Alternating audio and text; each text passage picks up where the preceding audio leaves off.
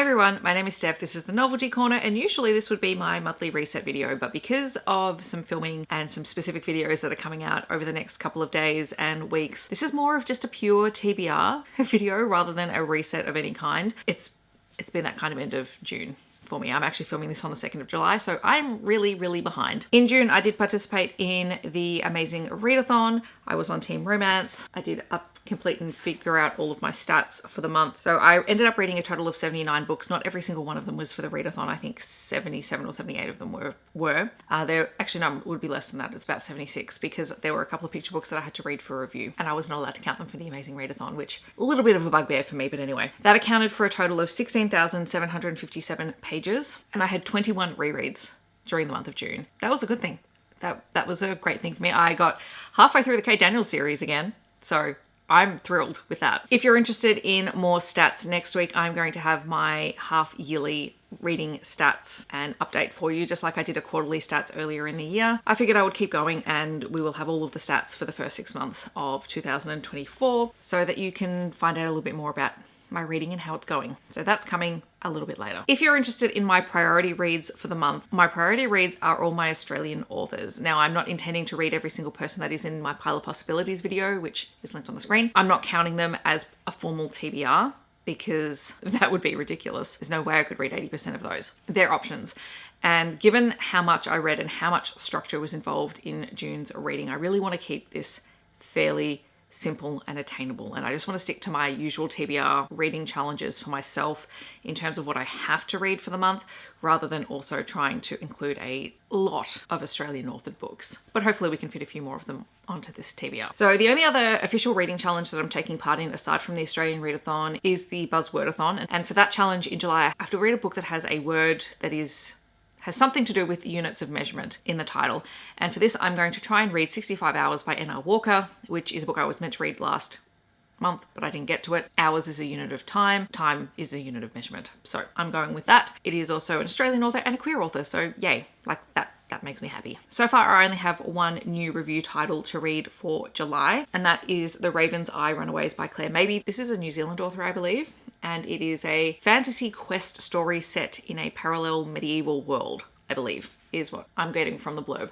So I'm very excited to try this one. This one was sent to me unsolicited from Alan and Unwin, so thank you very much to them. It's the only one of the pile of books that I got for July that I have not read yet, so this one will hopefully get read sooner rather than later. Okay, then we come to the Annotation Project, which sadly I did not annotate The Long Way to a Small Angry Planet in June. So I am going to keep this on the TBR because I'm on holiday, so I have a bit more time. I would like to reread this. I am also, however, going to pull a new annotation book because I want to get through these so that I can remember what's on them and I can add more to this list because that's what I want to do. So I don't know where my coin has gone, but let's just pick a card, any card. Anyway, I think these are upside down, but what does it matter?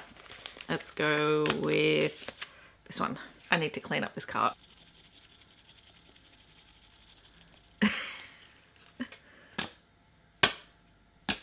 Why would it give me a short book this month? So here is my copy. This is when I did my neutral tabs. They were all sort of light pale greens. Anyway, that's getting added to the annotation pile. Then we have my Kindle Unlimited project, and for this one, the oldest book on my KU TBR is King of Hell by Morgan Dante, which is an vampire and fallen angel story. So I'm excited to get to this one because it's been on there since this year. All of the books on my KU now are from this year. So I have nothing on there from last year, which is amazing. Then we have my Kindle backlist, which I should probably also have my Kindle open so I can double check what these books are. Let's go with this one. Oh, for once I got the end really easily. It's a miracle. Necessary Evil. What is that? I think I say that every time I pull one of these. So this is by Stephanie M. Freeman. Judging by the cover, and that's all I'm going by, it looks like it could be a romantic suspense. So, Necessary Evil. Then we have two spinner wheels. We have my rare spinner wheel and also my middle grade spinner wheel. So here is the wheel. We currently have Beck McMaster, Elle Thorpe, Janie Crouch, Elise Faber, and Grace McGinty left on the TBR.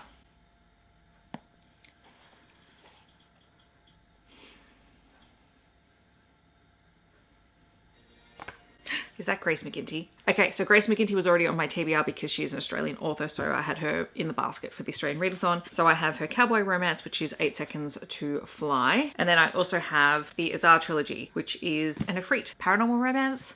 So I'm very excited to try and get through some of these this month. The goal is always one. My high expectations is always all of them, but we know how that goes. All right, and last one is the middle fiction wheel.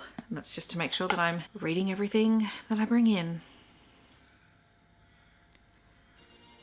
This one, A Walk in the Dark, also from my Australian Readathon TBR. So this is working out excellent for me. So this is A Walk in the Dark by Jane Godwin. It is a middle fiction title. It is about 5 friends who go to their local community school, who go out on an overnight hike without adults. 5 teenagers go in and we don't know if they all come out at the end of the night.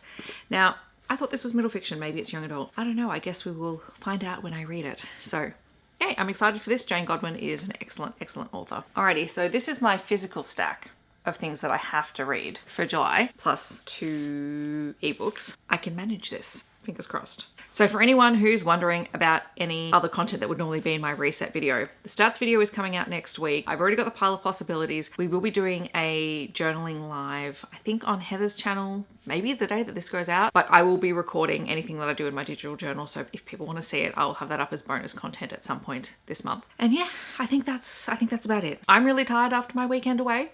Like surprisingly tired, considering I didn't really do all that much, and I just need a couple of chill days. Thank you very much for watching. In the comments, I'd love to know what is on your priority list for July. What are you planning on reading? I know a lot of people participate in the Amazing Readathon, so everyone's really tired and just in need of a change of pace. So what are your plans? Let me know. If you are feeling like a readathon, feel free to come and join us for the Australian Readathon. It is really fun and it's very low key. There is a bingo board, but all you have to do is read one Australian author in the month to have completed the readathons. Otherwise, I hope that wherever you're on the world, just staying safe and healthy, and I'll see you in my next video.